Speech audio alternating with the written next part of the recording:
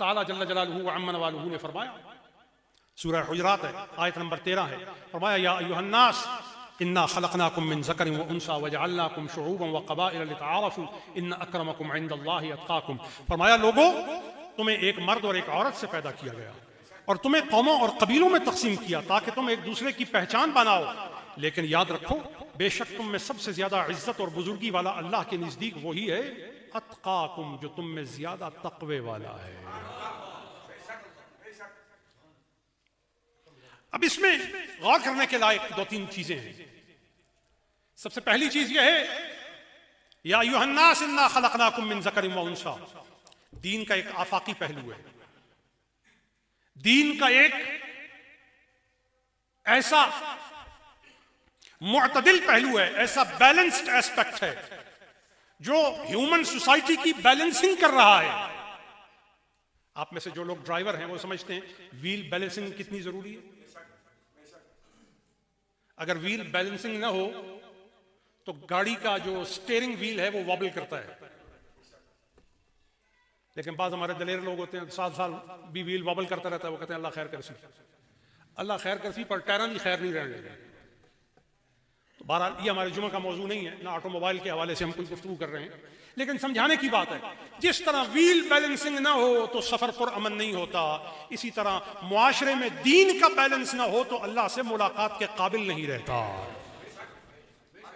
हुजूर की जियारत के काबिल नहीं रहता।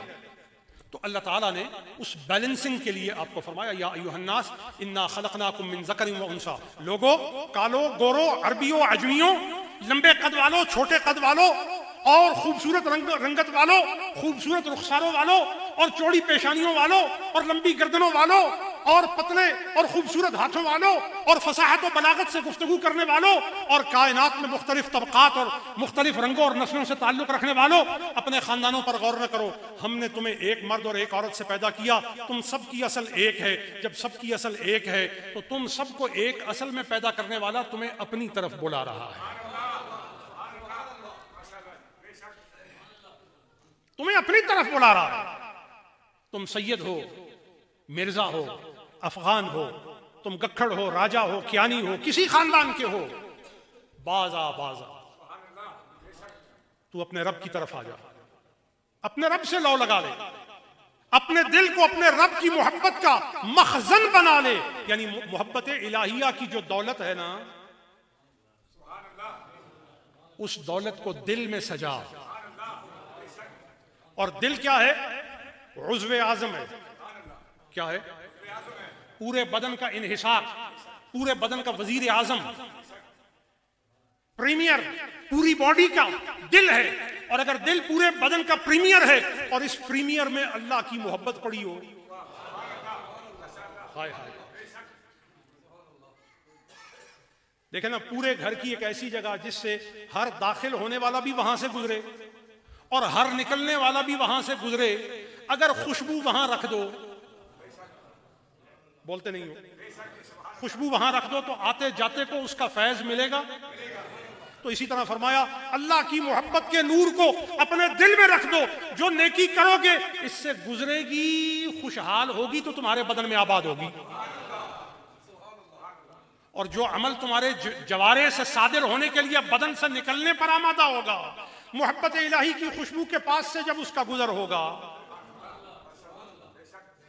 तो जो उससे सेहत पाएगा वही तुम कर पाओगे। पता ये चला कि मोहब्बत इलाहिया वो कालब है जो बिगड़ों तिगड़ों को